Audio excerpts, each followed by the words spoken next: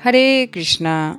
शास्त्रों में कहा गया है, न कार्तिक समो मासो न कृतेन समम युगम न वेद सदृशम शास्त्रम न तीर्थम गंगा समम। अर्थात कार्तिक के समान दूसरा कोई मास नहीं है, सतयुग के समान दूसरा कोई युग नहीं है, वेद के समान कोई शास्त्र नहीं और गंगा के समान कोई तीर्थ नहीं।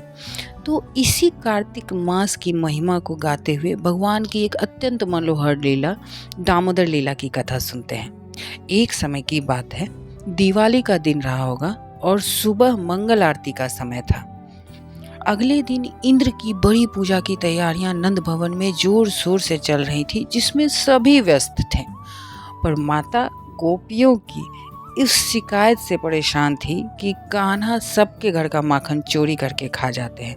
इसलिए उन्होंने सोचा कि शायद अपने घर के सामान्य गायों के दुग्ध का माखन कान्हा को पसंद नहीं आ रहा और इसलिए वो दूसरे के घरों का माखन चोरी करते हैं और शायद दासियां माखन बनाने का काम भी अच्छे से नहीं कर रही हैं। इसलिए अपने घर इतना माखन होते हुए भी कृष्ण गोपियों के घर का माखन चोरी करके खाते हैं। माता यशोदा ने 9 लाख गायों में से 8 ऐसी गायों को चुना जिन्हें खुशबूदार घास खिलाई जाती थी और जिनके दुग्ध में कमल के फूलों की खुशबू होती थी। उन्हें पद्मगंधा गाय कहते थे। उन्होंने उसका दूध चूल्हे पर उबलने के लिए रखा और ये निश्चय किया कि कान्हा के लिए तो माखन अब मैं स्वयं बनाऊंगी। और वो वहीं बैठकर दही मथने लगी और साथ ही वो कृष्ण की लीला का गान भी करने लगी। उधर कन्हैया की नींद खुली तो उन्हें भूख का एहसास हुआ और वे अपनी मैया के पास आए और मैया से स्नेह दिखाते हुए दही की मथनी पकड़ ली। दही मथने से उनको रोक कर वो उनकी गोद में चढ़ गए। मैया भी वात्सल प्रेम के अभिभूत प्रभु को अपना दूध पिलाने लगी। उधर पद्मगंधा दूध उबल कर जमीन पर गिरने लगा। दूध ने सोचा कि प्रभु तो मैया के दूध से ही अपना पेट भर लेंगे और मुझे तो नहीं पिएंगे, इसलिए मुझे जीने का कोई अधिकार नहीं। और वो बर्तन से नीचे आग में कूदने के लिए तत्पर होने लगी। यहाँ हमें ये बात समझनी होगी कि गोलोक धाम का प्रत्येक कण और प्रत्येक वस्तु चिंतामणि है और जीवंत है।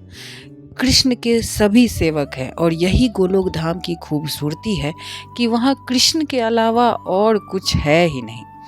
दूध को उबलते हुए देखकर माता ने कृष्ण को अतृप्त ही अपनी गोद से नीचे उतार दिया और दूध को चूल्हे से उतारने के लिए चली गई।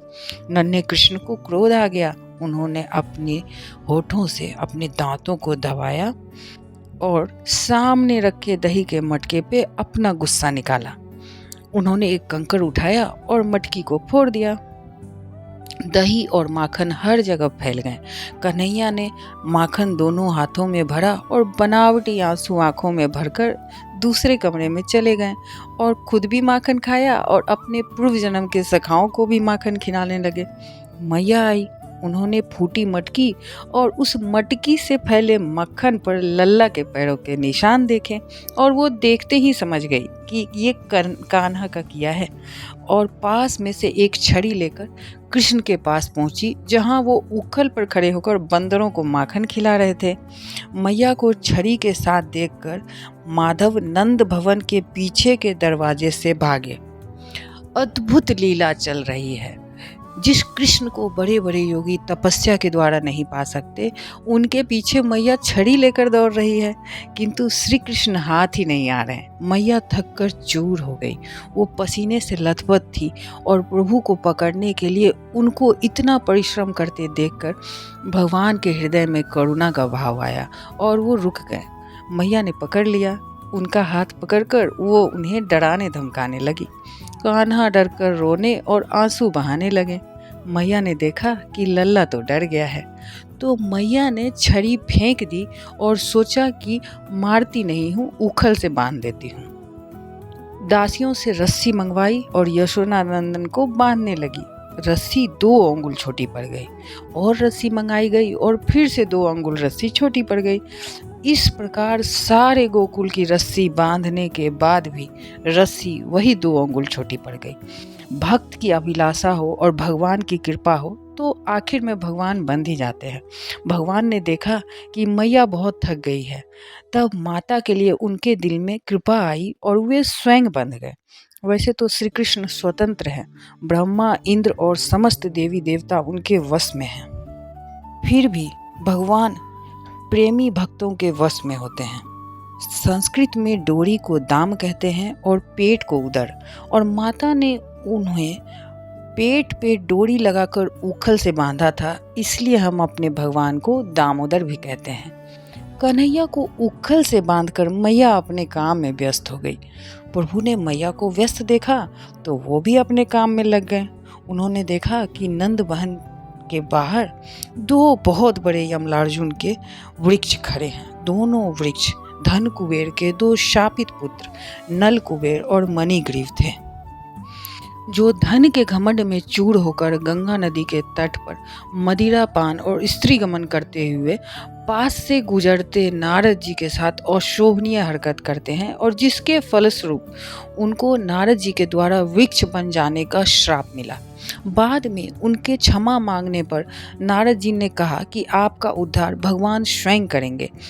कन्हैया उखल को घसीटते हुए पेड़ों के बीच पहुंचे और उखल को दोनों वृक्षों के बीच फंसाकर जैसे ही जरा सा जोर लगाया कि भयानक आवाज हुई और दोनों वृक्ष जड़ से उखड़ गए, और उससे नल कुबेर और मणिग्रीव प्रकट हुए और उन्होंने भगवान को प्रणाम किया और उनकी स्तुति गाई। मैया ने जब ये वृक्ष गिरने की भयानक आवाज़ सुनी तो वो भागकर अपने लल्ला के पास आई और भगवान को अपने हृदय से लगा लिया। देवकी नंदन जानते थे कि कलयुग में उनकी लीलाएं ही लोगों के मन को आकर्षित करेगी, और इसलिए ही उन्होंने ये सुंदर सुंदर लीलाएं की। हमारे राधा माधव अन्यन्य प्रेमी भक्तों के लिए जितने सुलभ हैं, उतने ही देहाभिमानी कर्मकांडी और तपस्वियों के लिए दुर्लभ। इच्छा और अहंकार वही दो उंगली की दूरी है जिसके साथ भगवान को बांध पाना असंभव ही है। जब तक भगवान की कृपा नहीं होगी, हम भगवान को नहीं पा सकते। आप सबों को कार्तिक मास की कोटि कोटि शुभकामनाएं। हरे कृष्णा, हरि बोल।